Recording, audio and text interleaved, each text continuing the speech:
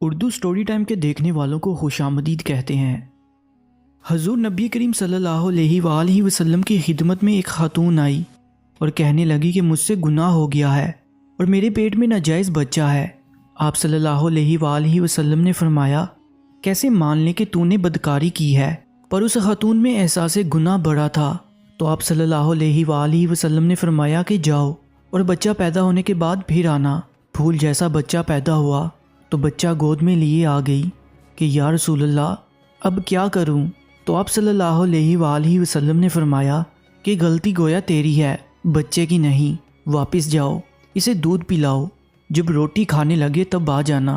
اور صحابہ کہتے ہیں کہ جب 2 سال بعد آئی تو بچے کے ہاتھ میں روٹی کا ٹکڑا تھا، اور جب آئی تو رونے لگی اور کہا کہ اے محبوب صلی اللہ علیہ وآلہ وسلم، ساری رات مجھے نیند نہیں آتی، یہ گناہ چبھتا ہے اور مجھے پریشان کرتا ہے، اور اگر آج مر گئی تو اللہ کی بارگاہ میں کیا جواب دوں گی؟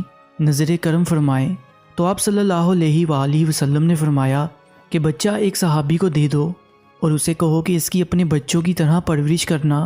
پھر فرمایا کہ اس خاتون کو باہر لے جاؤ اور پتھر مار مار کر سنسار کر دو، یہاں تک کہ وہ بی بی انتقال کر گئی۔ آپ صلی اللہ علیہ وآلہ وسلم نے 2 صحابیات کی ڈیوٹی لگائی اور فرمایا کہ اسے اٹھاؤ، غسل بھی دو، کفن بھی پہناؤ، اور جب یہ کام ہو گیا تو حکم ہوا کہ صفیں سیدھی کرو، میں خود اس کا جنازہ پڑھاؤں گا۔ تو صحابہ کرام نے کہا کہ اے نبی صلی اللہ علیہ وآلہ وسلم، اس کا جنازہ معاذ اللہ۔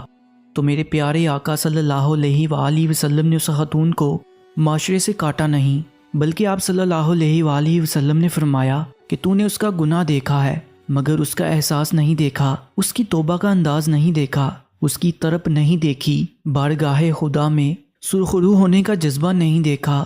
آپ صلی اللہ علیہ وآلہ وسلم نے فرمایا کہ اس نے اتنی اعلیٰ توبہ کی ہے کہ اگر ساری امت میں بانٹ دو تو اللہ سب کی بخشش فرما دے۔ پیارے دوستو، میرے پاس الفاظ نہیں ہے کیونکہ بچے گرانے کا عمل اور کچرے میں پھینکنے کا رجحان اس حد تک بڑھ چکا ہے کہ کسی کو یہ حرکت کرنے پر کوئی رتی برابر بھی افسوس کا سامنا نہیں کرنا پڑتا۔ پر اب فرق صرف اتنا ہے کہ اس دور میں گناہ کا احساس ہو جاتا تھا، مگر آج کے اس وقت میں گناہ بہت فخر سے کیا جاتا ہے اور بتایا بھی جاتا ہے، پھر چاہے وہ گناہ چھوٹا ہو یا بڑا، اس کا کوئی پچھتاوا بھی نہیں ہوتا۔ باقی اپنی قیمتی رائے کا اظہار کمنٹ سیکشن میں لازمی کر دیجیے گا۔ انشاءاللہ ملتے ہیں ایک اور ایمان فروز واقعے کے ساتھ۔ مجھے دیجیے اجازت، اللہ نگہبان۔